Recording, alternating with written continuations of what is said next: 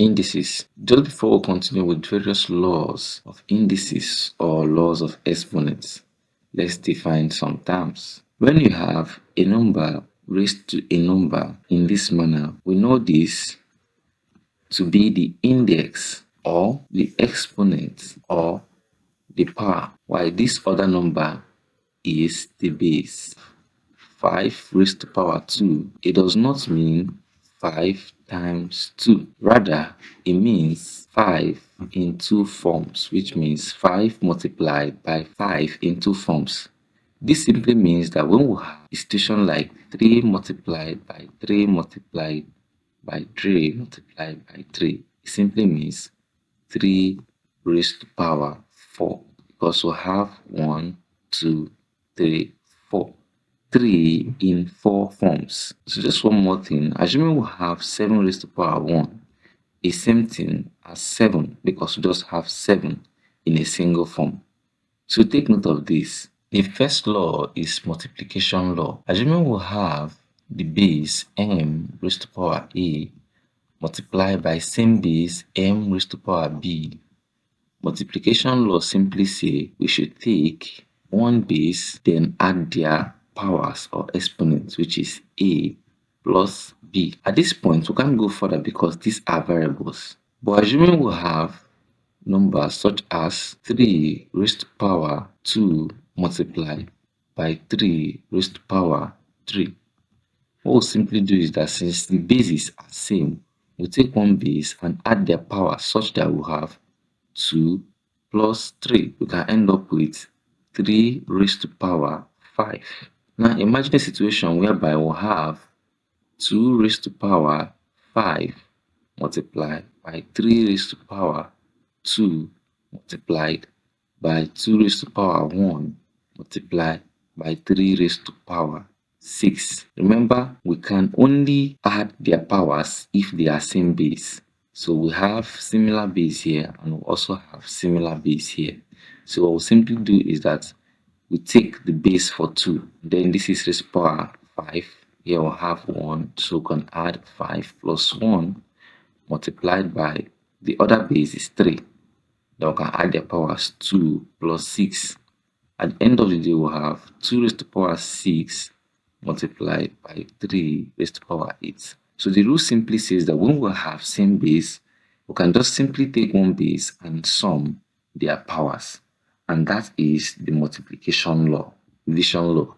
Division law says that when we have a base raised to power dividing another base, okay, let's say m raised to power a divided by m raised to power b, what we'll simply do is that we take one base and subtract their powers. And this can also come in the form of m raised to power a over m raised to power b. It's exactly the same thing. So what we'll simply do is that we take just one base and then subtract their powers. This is also another way of having m raised to power a multiplied by 1 over m raised to power b. So there's a law we'll talk in the coming of this lesson, then you understand this better. So such that we'll have m raised to power a now taking the reciprocal of what we have here, this base, we can now have m raised to power m minus b, such that when we combine them,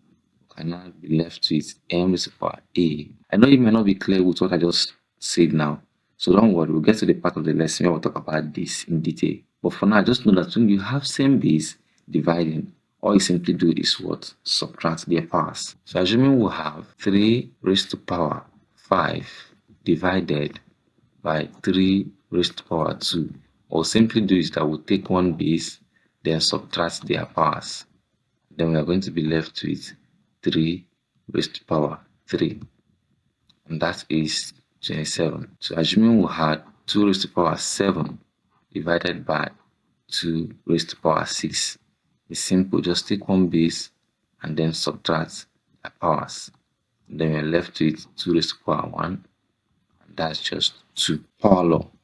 Assuming we have a base raised to power a number and then all raised to power another number, it simply says that we multiply their powers such that we'll have m raised to power a multiplied by b, which simply means m raised to power ab. Now look at this.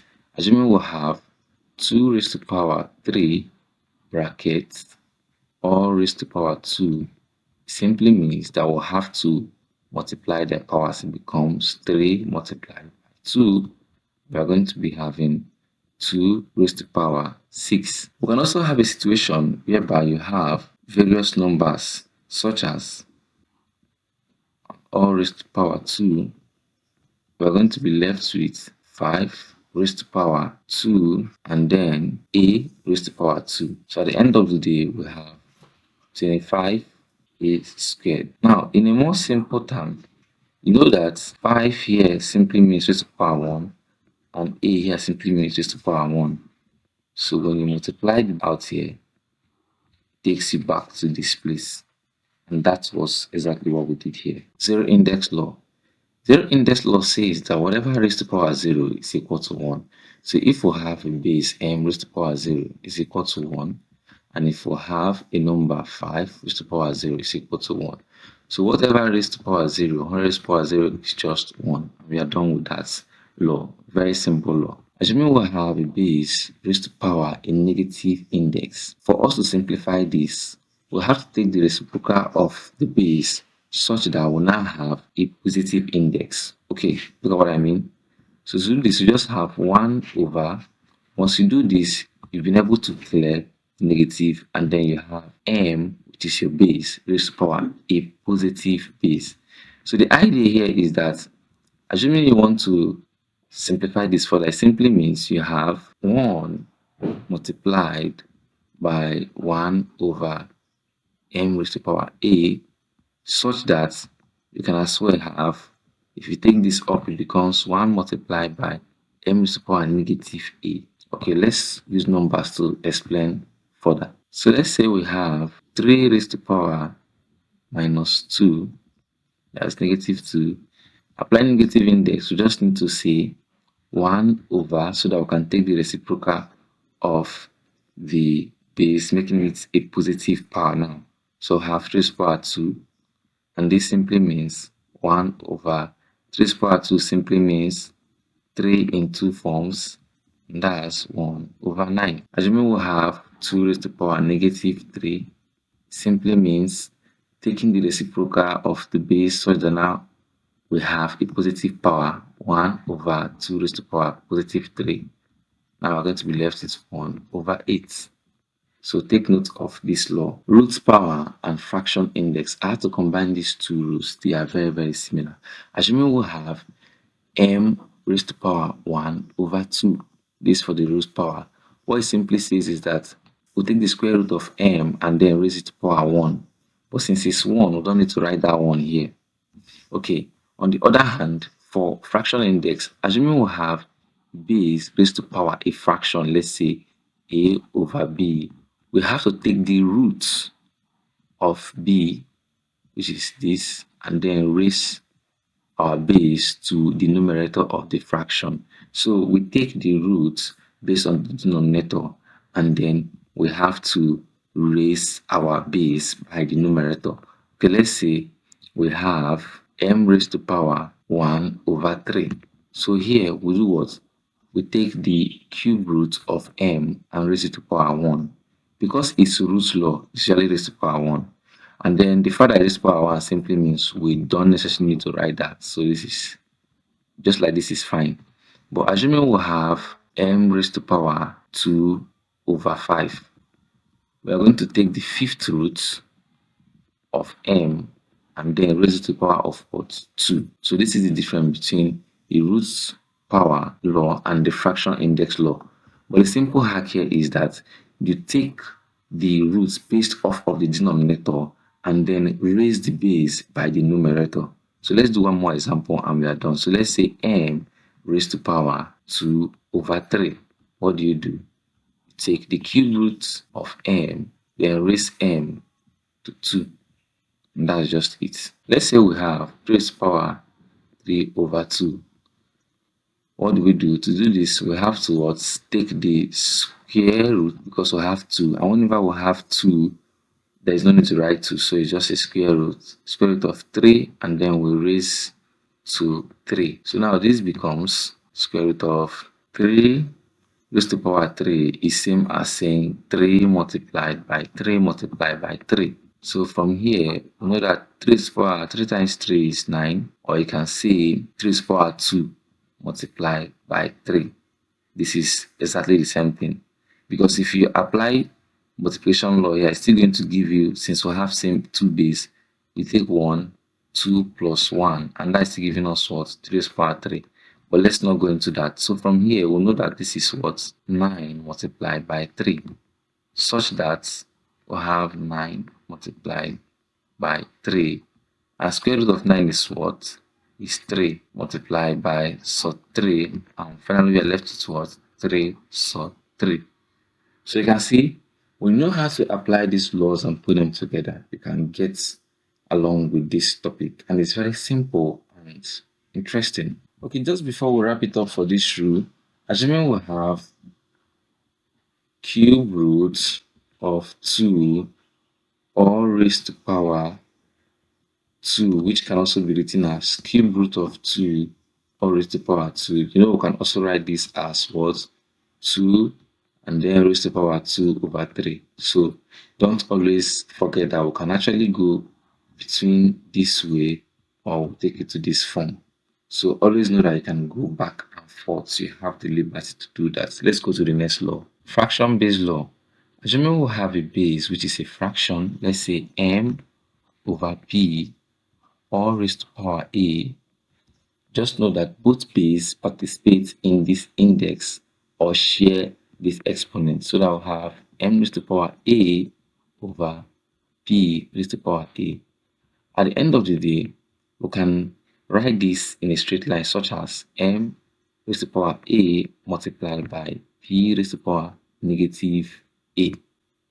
Because whenever you have this part of the base, which is the denominator, going up, it turns to negative. Okay, let me just bring this to our memory again. Remember that when we have m raised to power a over m raised to power b, applying division law here becomes m raised to power a minus b, right?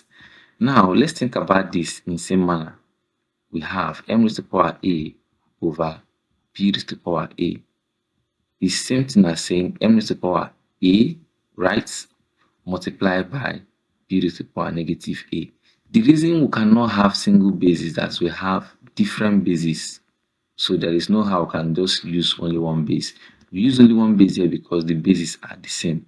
But the same rule applied in the sense that when this one was coming up, it turns towards a negative power.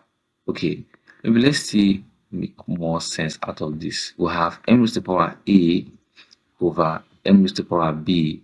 It simply means that we have m raised to power a multiplied by m raised to power negative b, such that we'll now have what? Same base. We take one of the base, then a minus b. So think about it in that manner. Okay, now whenever you have this situation whereby fraction base, so m over p all raised to power a is exactly same. Okay, all raised to power negative a, exactly same as saying p over m all raised to power a. So this is because here now I have m raised to power negative a, right? Then all over p raised to power negative a as well, such that we now have m raised to power negative a multiplied by p raised to power a, because p is negative down, coming up. P has negative power down, coming up becomes a positive power. From here, we can now have what? M negative a multiplied by pa, right? Which is exactly what we have here. Now, we can simply say that p raised to power a all over m raised to power a. And then if you apply this law, we can have p over n all raised to power a. So exactly the same thing. So knowing these laws help you to easily see them, and then when you can easily identify them, it makes things way easy for you. Okay, we'll have some simple exercise to solve here. Now pause this video and try solving this on your own before you play to see me solve. So having said that, this is multiplication law. So you just multiply. So take the base and then add the powers 3 plus 7. And then that is 5 raised to the power 10. We are done. This is division law. All we simply do is that we take one base, then subtract their powers. 5 minus 6 happens to be 7 raised to the power negative 1. Now we apply negative index law here so that we have 1 over 7 raised to the power 1, which is just 1 over 7. And we are done. Okay, for this one, we just have to write this in a simpler form. So this is 27 raised to the power 1 over 3 can also be written as 3 raised to the power 3 is 27 or brackets 1 over 3. So we have a power here which is an index or exponent, and then with another index or exponent. So let's multiply. We now have 3 raised to the power 3 over 3 because 3 times 1 is 3 over 3. So they can cancel out, and then we are left with just 3. And that's our final answer. So you see how we put these rules together and we are able to solve this question. Evaluate 36 raised to the power 1 over 2 multiplied by 64 raised to the power negative 1 over 2 multiplied by 5 raised to the power 0. Okay, just before we start solving, I want you to know that 36 is a perfect square and can be simply or easily simplified. And then, okay, 64 can also be written as an index of 2. So let's see. We can say applying Root's law to 36, we can say that sod. Okay, let's just write the question again. 36 raised to the power 1 over 2 multiplied by 64 raised to the power negative 1 over 2 multiplied by 5 raised to the power 0. So here we can have sod 36. This is because you have 2 here multiplied by 2 raised to the power 6 give us 64 or raised to the power negative 1 over 2 multiplied by 5 raised to the power 0 is 1. So let's see. 2 multiplied by 2 multiplied by 2 multiplied by 2 multiplied by 2. 1, 2, 3, 4, 5. Okay, let's do 6. 2 times 2 is 4. 4 times 2 is 8. 8 times 2 is 6. 6 times 2 is 32. 2 times 2 is 64. So this is 2 raised to the power 6. Okay, so from here is 6 multiplied by, this is 2 raised to the power negative 6 over 2. Then multiply by 1. So here we have 6 multiplied by 2 to the power negative 3 multiplied by 1. So here we can have 6 multiplied by applying negative index rule 1 over 2 to the power 3. So from this point we have 6 over 8. Can still cancel out. 2 here is 3 and 2 here is 4. So I left it what? 3 over 4. Here we have simplify 9 raised to the power negative 1 over 2 divided by 27 raised to the power 2 over 3. Whenever you have this fraction index, remember, assume we have m raised to the power a over 2, because we have to take the square root of m raised to the power a. But if we had m raised to the power c over 3, what do? We take the cube roots of m raised to the power c. So whenever you have this rule and you have a perfect square, it always makes sense because you can easily take the square root of that number. So let's go ahead and solve. Here we can now have square root, because it's 2, we cannot write 2 here. Then you have your 9 raised to the power minus 1 all over. Here, since we have 3, we are going to take cube root of 27 all raised to the power 2. Square root of 9 is just 3. So we are going to be left with what? 3 raised to the power minus 1, and then all over cube root of 27 is same as 3. 3 raised to the power just 2. And then here, taking this up, either you take this one up or you bring this one down. So let's do that. This becomes 3 raised to the power negative 1 multiplied by 3 raised to the power negative 2, because this is also coming up. Now, since they have same base, we can combine their power. So 3 and 3, same base. We'll take one of the base, minus 1, minus 2. So we're going to be left with 3 raised to the power negative 3. We're not yet done.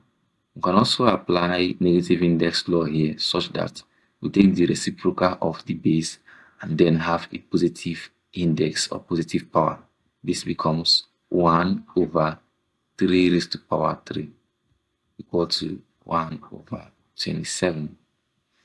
Let's use another method and solve and see if we get same answer. So here, let's have 9 raised to the power negative 1 over 2 all divided by 27 raised to the power 2 over 3.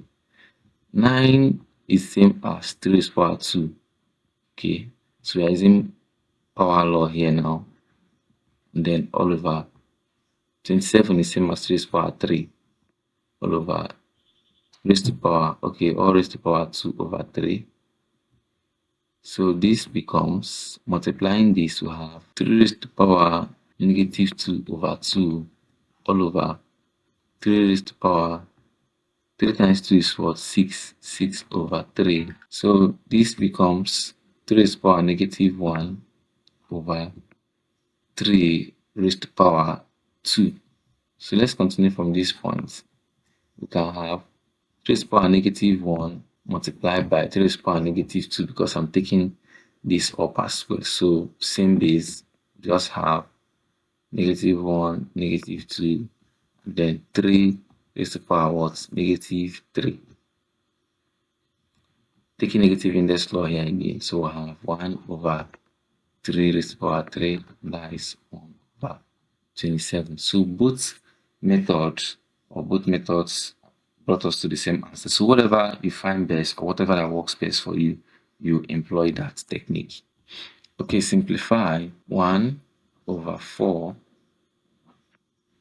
raised to the power negative 3 over 2. Okay, so we'll have a very simple approach for this. Since you have a negative power, just simply say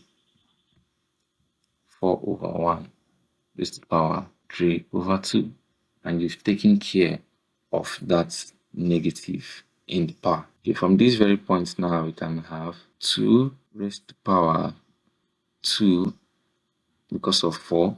Now, since we have 1 as a denominator, it doesn't change anything. You can just leave it. So you can just leave that 1 over 2.